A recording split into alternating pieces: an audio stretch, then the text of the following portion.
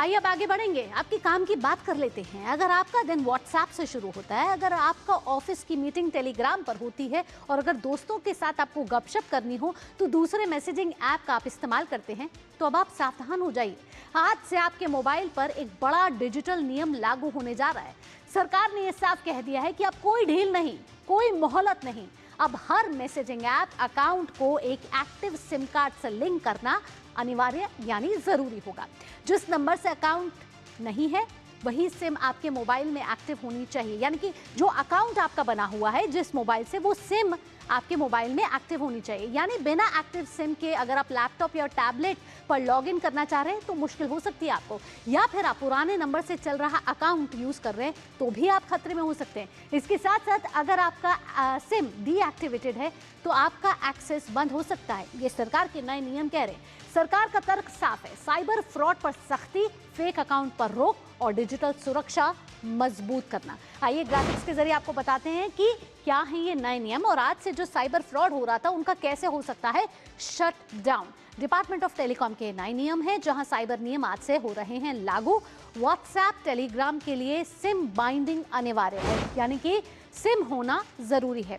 आपको साथ ही बता दें कि कंपनियों को मिला था 90 दिन का समय। वो 90 दिन के समय के बाद अब सरकार ने तर्क दिया है कि अब कोई ढील नहीं होगी, ना ही कोई मोहलत दी जाएगी। बिना फिजिकल सिम नहीं चलेंगी अब आपके मैसेजिंग ऐप्स। यानी जब आप पहले सिम नहीं डालते थे लेकिन आप लैपटॉप के जरिए या टैबलेट के जरिए वो जो मैसेजिंग ऐप्स थे उनको एक्टिवेट कर लेते थे, लेकिन अब ये नहीं पॉसिबल हो पाएगा।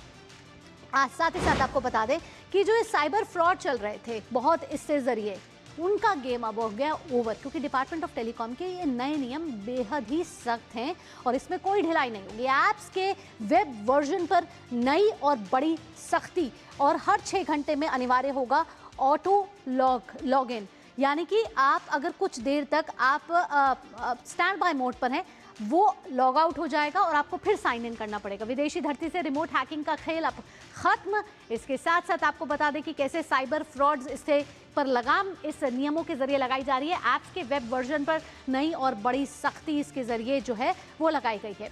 आइए दूसरे ग्राफिक्स का भी रुख करते हैं कि कैसे अब डिजिटल फ्रॉड्स पर लग गया है फुल स्टॉप। मैसेजिंग ऐप्स में अब बैंकिंग जैसी पुख्ता सुरक्षा मिलेगी आपको। 2024 की बात करें तो 22,800 करोड़ रुपए की हुई थी ठगी। जी हाँ, 22,800, आप सही सुन रहे हैं। डिजिटल अरेस्ट और निवेश आदि के नाम पर फ्रॉड हो रहे थे। उन्हीं फ्रॉड पर सख्ती करने के लिए, उन्हीं फ्रॉड पर लगाम लगाने के लिए ये नए नियम बेहद अनिवार्य हो गए थे जिनका अब आपको पालन करना पड़ेगा। सुरक्षित डिजिटल इंडिया के लिए सरकार का ये कदम बेहद ही अहम और महत्वपूर्ण माना जा रहा है। आइए आगे बढ़ेंगे और हमारे संवाददाता भी हमारे साथ जुड़ गए हैं ज्यादा जानकारी के साथ। अजय मिश्र जुड़ गए हैं। अजय, बेहद ज़रूरी था वर्तमान स्थिति में इस तरीके के नियमों को लाना कि क्योंकि आप जब आपके पास सिम नहीं होता था तो सरकार के पास वो ऑथेंटिकेशन नहीं होती थी, क्रेडिबिलिटी नहीं होती थी कि आप कहाँ से निकालें उसका डेटा। लेकिन अब आपका सिम बाइंडिंग अनिवार्य होगा तो जो भी यूज़र उसको यूज़ कर रहा है उसकी डिटेल्स अब सरकार के पास जाएंगी। तो ये बेहद महत्वपूर्ण इस वर्तमान स्थिति के लिए। हाँ, बिल्कुल सही बात है। देखिए, जब भी आप व्हाट्सएप या टेलीग्राम यूज़ करते थे तो उसमें एक ऑप्शन आपके पास होता था कि आप बिजनेस व्हाट्सएप का इस्तेमाल कर सकते हैं। एक ही फ़ोन पे 2 व्हाट्सएप का इस्तेमाल कर सकते हैं और आप बिजनेस व्हाट्सएप ऐप को डाउनलोड कीजिए और उसके बाद चाहे आपके अंदर सिम आपके उस फ़ोन में हो या ना हो, दूसरे फ़ोन में आप इस्तेमाल कर रहे हैं, तो आप आराम से एक ही फ़ोन में उसका इस्तेमाल कर सकते थे, 2-2 व्हाट्सएप का इस्तेमाल कर सकते थे। और इसमें क्या होता था कि बहुत सारे लोग बिजनेस व्हाट्सएप का इस्तेमाल करते थे फ्रॉड्स के लिए। और चूंकि ओटीपी जो है वो आपके प्राइमरी नंबर पर ही आता था, बहुत सारे लोग आपके फोन को हैक कर लिया करते थे। उस मुश्किल से बचने के लिए ये नए नियम जो है वो लागू किए गए हैं और उम्मीद ये जताई जा रही है कि कोई भी रिमोट ऑपरेट करना चाहता है देश के बाहर से, जहां पर आपके देश के नियम लागू नहीं होते हैं, वहां पर थोड़ी सी उनको मुश्किल होगी, क्योंकि अगर आपके पास फिजिकल सिम नहीं है तो फिर आप लॉगिन नहीं कर पाएंगे। इलेक्ट्रॉनिक सिम का भी बहुत सारे लोग इस्तेमाल कर रहे हैं। इलेक्ट्रॉनिक सिम क्योंकि आप उसी फ़ोन में इस्तेमाल कर सकते हैं जिसमें आप कॉलिंग के लिए जिस फ़ोन का आप कॉलिंग के लिए इस्तेमाल कर रहे हैं, तो वो भी अब मुश्किल हो जाएगा कि आप किसी दूसरे फ़ोन या किसी दूसरे अजय, क्या आप ये बात मानेंगे कि सिर्फ और सिर्फ यूजर्स के लिए नहीं, साइबर फ्रॉड से जुड़ा नहीं, लेकिन देश की आंतरिक सुरक्षा के लिए भी ये कदम बड़ा महत्वपूर्ण होगा?